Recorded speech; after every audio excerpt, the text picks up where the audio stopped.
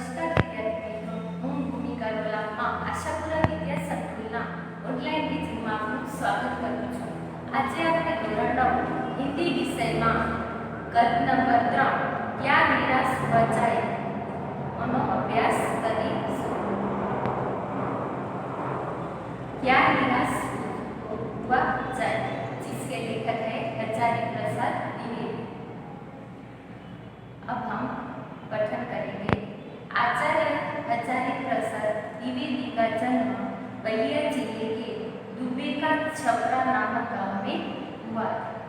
पारिवारिक परंपरा अनुसार संस्कृत का अध्ययन शुरू करके उन्होंने हिंदी काशी विश्वविद्यालय से ज्योतिषाचार्य की परीक्षा उत्तीर्ण की थी.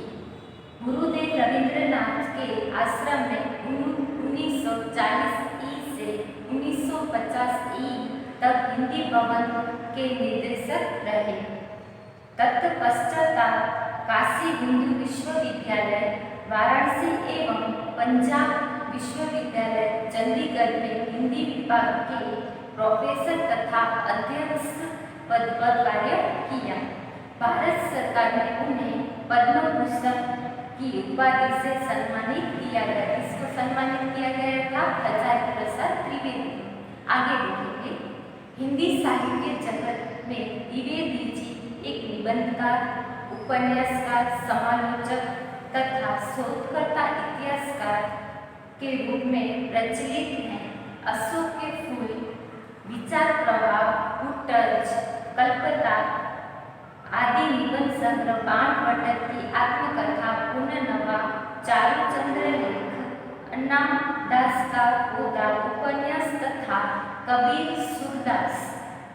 हिंदी साहित्य का आदिकाल, साहित्य का सहचर, हिंदी साहित्य उद्भव और विकास, हिंदी साहित्य की भूमिका आदि आलोचना की तथा इतिहास का ग्रंथ है.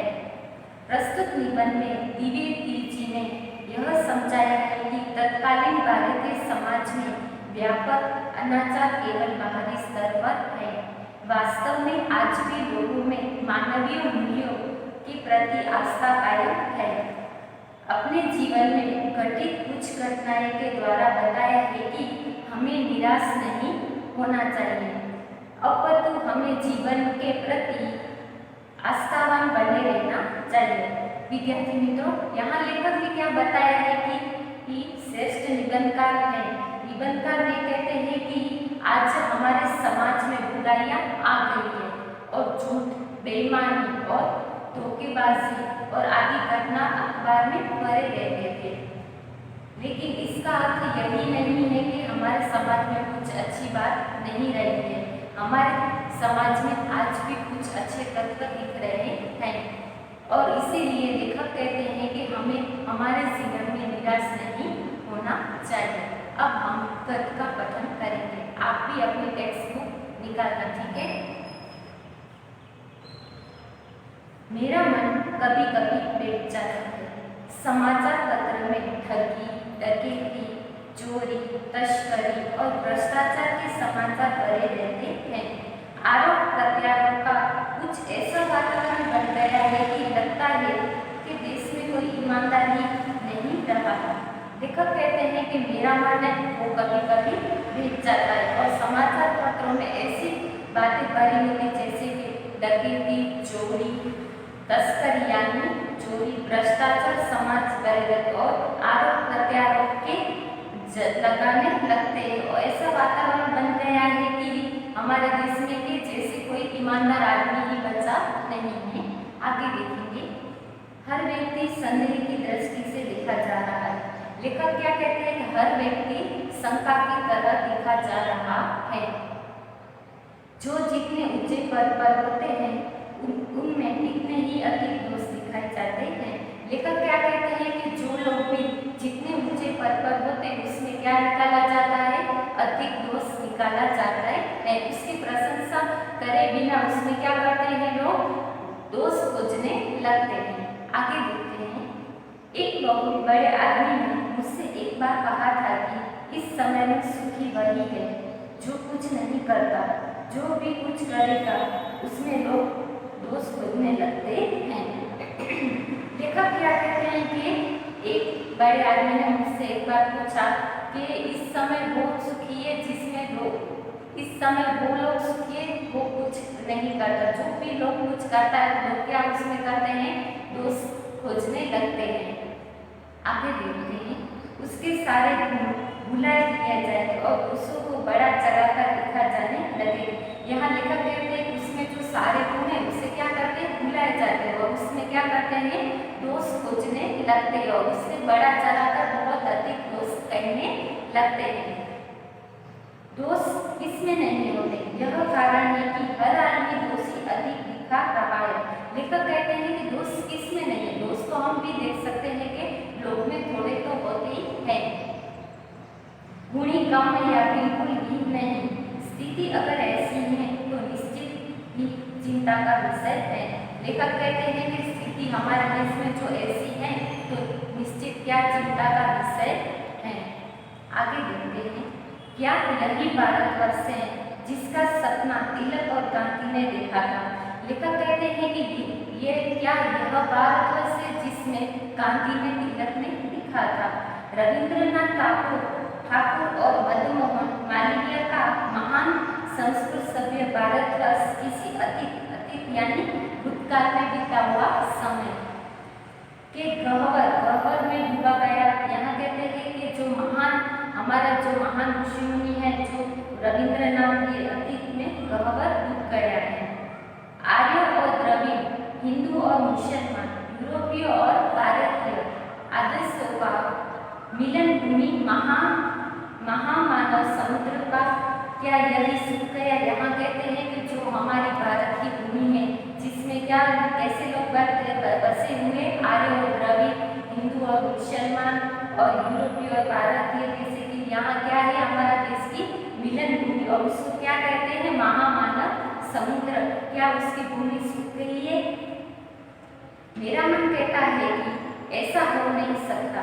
हमारे महान मनुष्य के सपनों का भारत है और रहेगा।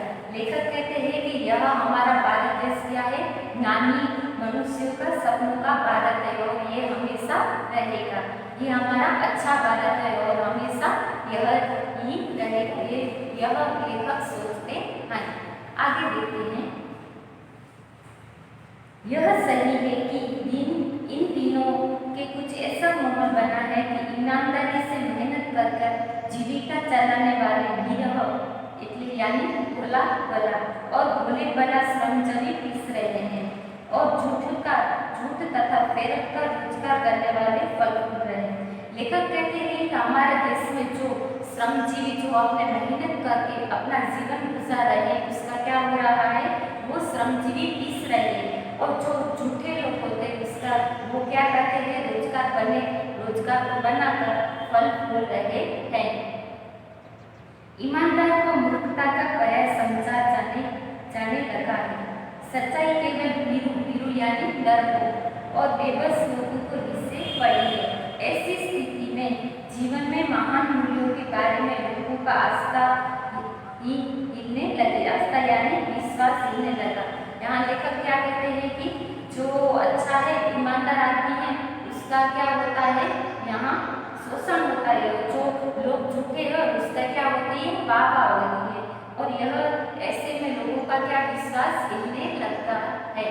आगे देखते हैं, परंतु ऊपर जो कुछ दिखाई दे रहा है वह बहुत ही हाल की मनुष्य नीति यानी कि मनुष्य द्वारा बनाई गई नीतियों और त्रुटियों यानी भूल की देने हैं। सदा मनुष्य बुद्धि नहीं परिस्थितियों का सामना करने के लिए नहीं सामाजिक विधि निषेधों का बनाती है, उनके ठीक साबित न होने पर बदलती है।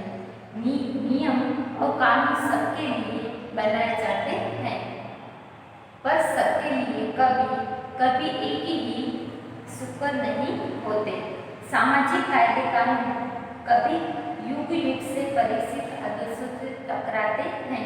इससे ऊपरी सप्तह आलंबित यानी मतदान भी होता है, पहले भी हुआ है, आगे भी होगा। इससे देखकर हताश यानी निराश जाना ठीक नहीं है। यहाँ लेकर क्या कहते हैं कि युग बदलता है और आदर्श भी बदलते हैं और कायदे कानून की जगह नए कायदे कानून बनाए जाते हैं जिनमें अंतर्निहित होता है। और आज की स्थिति कुछ ऐसी, इसमें नया है। हर परिवर्तन के बाद ऐसा ही होता है। आगे देखते हैं। भारतवर्ष ने कभी भौतिक वस्तु का संग्रह को बहुत अधिक महत्व नहीं दिया। यहाँ लेखक क्या कहते हैं कि भारतवर्ष से वो जो भौतिक वस्तु उसे संग्रह को महत्व नहीं दिया है। उसकी दृष्टि से मनुष्य के भीतर जो महान आंतरिक तत्व स्थिर भाव से बैठा हुआ है वही चरम और परम है। लोभ, मोह, काम, क्रोध आदि विकार मनुष्य के स्वाभाविक रूप से विद्यमान रहते हैं, पर उनमें प्रधान शक्ति मान लेना और अपने मन तथा बुद्धि को उन्हें इशारे पर छोड़ देना बहुत ही निष्कृष्ट आचार है। भारतवर्ष ने कभी भी हमें उन्हें उचित नहीं माना। उन्हें सदा संयम और बंधन से बांधकर रखने का प्रयत्न किया है, परंतु भूख की उपेक्षा यानी उदासीनता नहीं की जा सकती। बीमारी के लिए दवा की उपेक्षा नहीं की जा सकती। गुमराह यानी रास्ता भूला हुआ को ठीक रास्ते पर ले जाने के लिए उपाय को उपेक्षा ही जा सकती है।